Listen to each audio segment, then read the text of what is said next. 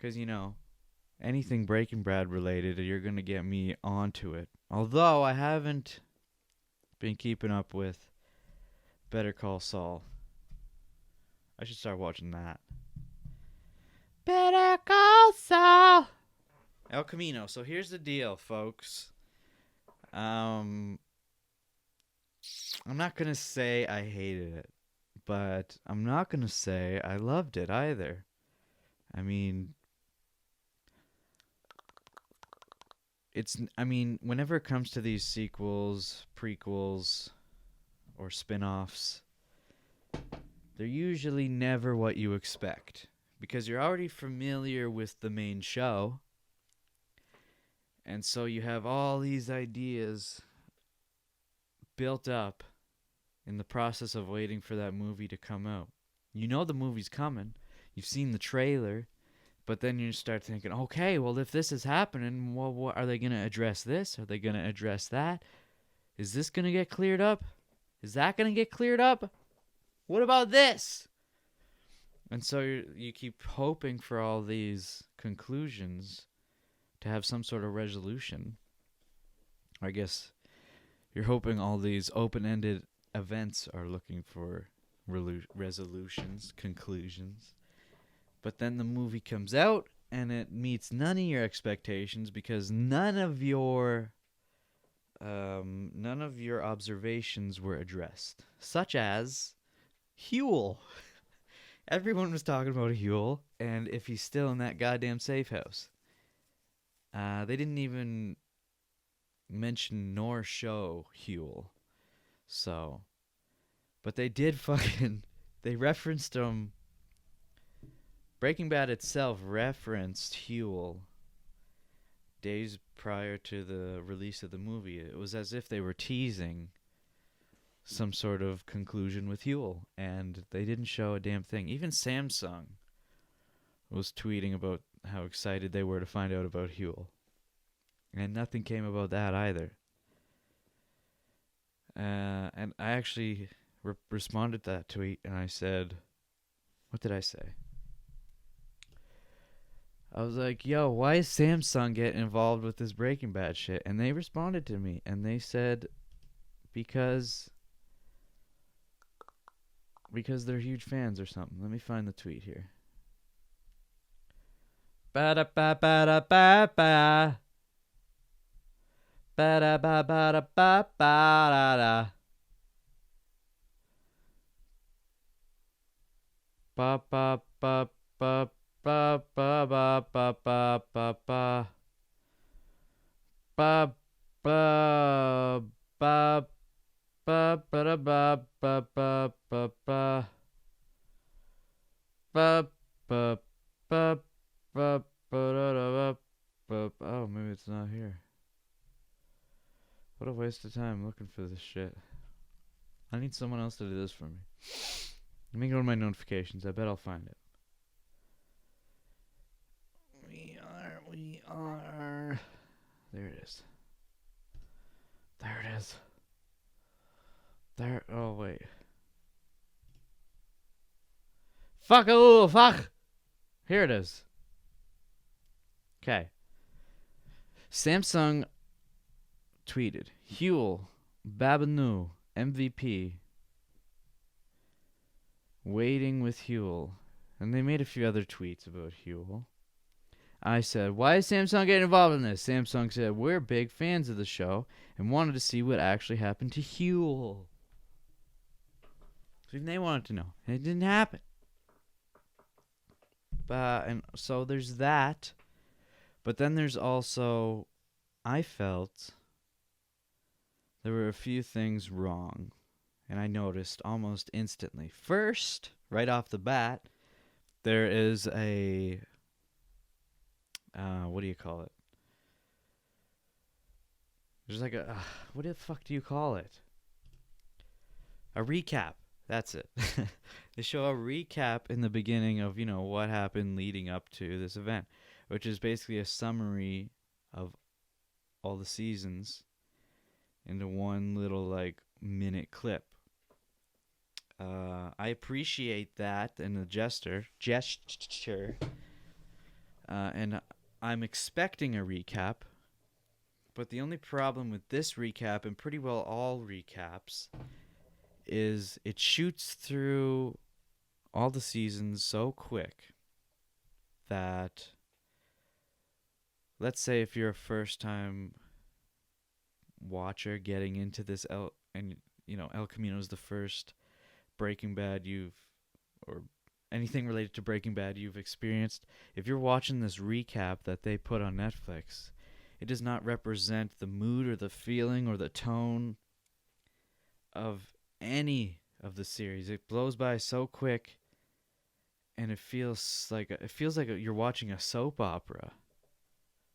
It feels like you're watching a trailer for a soap opera, which is not the mood of Breaking Bad at all.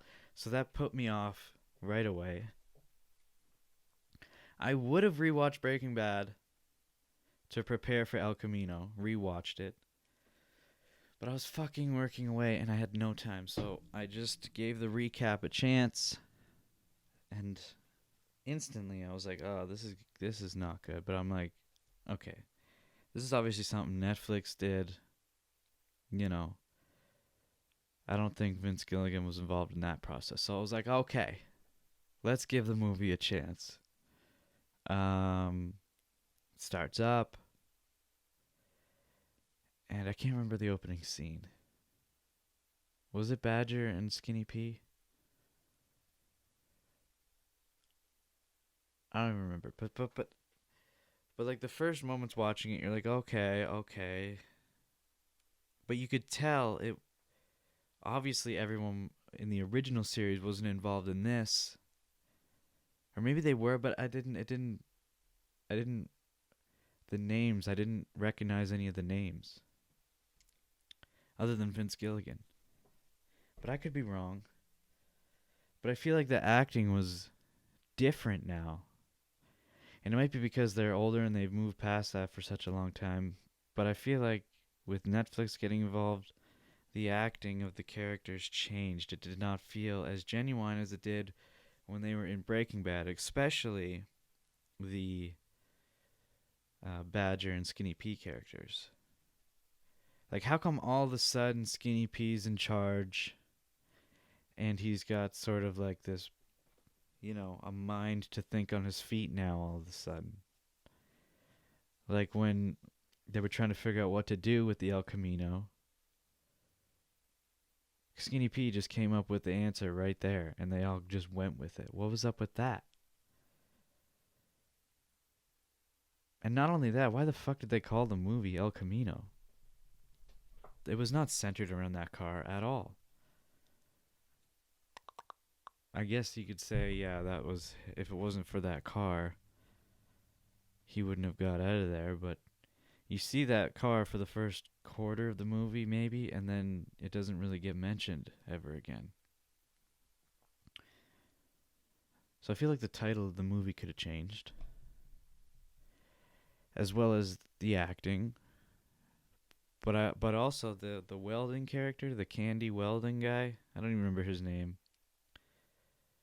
He was like the main villain of the movie, even though the movie had a bunch of flashbacks and it was kind of focused on them more than the outcome of Jesse Pinkman. But when it came to this welding character, who was supposedly a bad guy in Jesse's past, but the whole time you're thinking, oh, Jesse's obviously going to get revenge on this guy, and you're just waiting to find out what the fuck he did so bad, because you see in these scars all over Jesse's face and on his back, so the audience is thinking, oh, maybe this guy fucking, I don't know, heated him up with an acetylene torch or something. But then you watch the fucking flashback when it gets there, and it's just him welding on the I-beams that are holding Jesse in place in chains. And Jesse's just kind of running back and forth trying to prove he can't break the chain. And it was like, that's what he did to you? Out of all the shit you went through, that's the big reveal. You know, there wasn't even, because you got these, like, the great thing about Breaking Bad is that every new scene, every new episode was groundbreaking, far beyond the extent that they went on the last episode. So you watch that episode and it's like you're just sitting there like, oh, what the fuck? Like, it's stuff you've never seen before. And then the next episode is even crazier than the last episode. But then the movie, you know, you would figure the movie would have some crazy ass shit beyond the point of Breaking Bad, or at least up to the same standard. But the villain in El Camino was nobody. He didn't do anything. He literally just welded up some structural pieces and then made a bet that Jesse couldn't break through the structural pieces. And of course he couldn't. But that was it. He didn't even touch Jesse. He's not the one who contrived this whole situation. If anything, Jesse should have been mad at that Armenian dude with the swastika on his neck. So there was that. And then, you know, he goes to get $1,800 from the welder. And then, like, he just decides, like, Jesse doesn't decide. The fucking welder decides, let's draw. Like the fucking Old West days? Like, what? How did you come to this conclusion? Is this how you're trying to prove your manlyhood in front of your buddies here because you fucked up and gave half of the earnings away? Like, it was not that great. Also, now that I think about it, the hiding spot for the money, yeah, it's creative. But it's not. There were so many creative hiding spots and little creative little things you would never think about in Breaking Bad that you would just, like the fridge. That's where you hide them. The fridge? Did they even make reference to the fridge before? I don't even think so. Because the Matt Damon looking fella, I can't remember his name, but he made soup for Jesse in the home. But I don't know. I really didn't enjoy it. The flashbacks were mediocre. God, I hate that I'm saying this about this, but this is how I felt, man. There was no, you know, like when you watched Breaking Bad, every episode that came out was an absolute thrill, not only before the episode started, but after the episode ended, and all in between. The whole time watching it, you're thinking, like, you're standing there with your jaw to the floor, and you think you get to a point where it can't get any crazier, and it just gets crazier. And so you're excited before the episode starts because you know this team of writers and directors and actors and everyone involved makes such a great coagulation of something to watch that even before the episode starts, you have like it's like you're in the fucking show, dude. Like the adrenaline starts and you get all giddy and excited. And then you go through the episode, it all gets revealed and it's like, "Oh, wow." It was incredible. And then you're left with a cliffhanger. A perfectly timed cliffhanger. And then the episode ends and you talk about it with whoever and it's like, I can't believe this happened and what's going to happen next, and whatever you predict is going to happen doesn't happen, and something crazier than you could ever imagine happens. But then El Camino comes out and it's none of this. There's excitement before it starts because you don't know what you're expecting, but then it jumps into it right off the bat. Bad start because of this stupid recap. And then you go through and you're seeing the acting's different. It's not genuine. It's fast-paced. There's not enough pauses like Breaking Bad had that gave so much suspense. The flashbacks were just not. They're good, but there was more. There was too many. I felt like that we didn't need. Sure, they summed up the whole story in a specific way, and they had a lot of meaning in them, but I was really expecting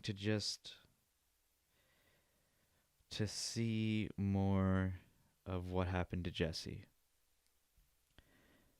because we still don't really know what the fuck happened to him. He got in, he managed to find all the money and give it to the vacuum cleaner dude, who died, by the way. Forget his name, Robert something. Anyway, and he gets him to up north in Alaska, and then that's it. He just, like, there's got to be something after that, right? Because that's like the height of his escape. Could they have at least shown him getting out of Alaska? Or if he stayed, did he find a new place? Like, they didn't. I was curious what happened after that. And there was also one other thing. Okay, when he's in that U-Haul type van, in that little section, they lift up the back end. It's just all furniture in there. But then Jesse pops out of that little cubby hole in the van body. Okay? And he's got this fucking massive space heater in there. And it's on. He's in this confined space that's about the size of a coffin. And he's got a space heater at the foot of it. And it fills the whole coffin shape. And it's blasting heat out of him. Like, there's no fucking way the drive from wherever the fuck he was, El Paso. No, where do they live? Well, wait. Somewhere. He's somewhere in the States, and he's driving all the way to Alaska. No matter where you're at, it's a long drive. I just can't imagine a space heater like that in a little area not fucking melting him to death. So that's another thing I had. It just is not. It's not what it could have been. And that's what you get, though, with these sequels and such. Other people get involved, and corporations get involved, and then they want their say, and it's just, it'll never be as good as the original. Never. Ever, ever. Even if they recreated the show with all this, there's no way. Breaking Bad's run its course. I would have rather they just not made the El Camino movie, to be honest. I didn't like it. We could have gone without it. It was not. There was nothing to it. It was just like, it's like making a big pot of stew, and you put all the correct ingredients in, and you've been doing this for years, and you finally figured it out. But then someone comes along and says, you've perfected it. You feel like it's reached its limit, it's reached its height, it's hot enough, and you don't want to take it any further. But then some idiot comes up and says, "Hey, why don't we see what happens if we add a little bit of paprika in here?" And you're like, "Well, hold on here. I think the stew is right where we need it to be. I mean, Janice, am I right? You gave me a fucking mouthful of water." Yeah, no, don't even go there, all right? I told you last time. I've got the beer, but I want water. I would like to have water. That's what the mug's for, Janice. This is a mouthful. You gave me a little bit at the bottom.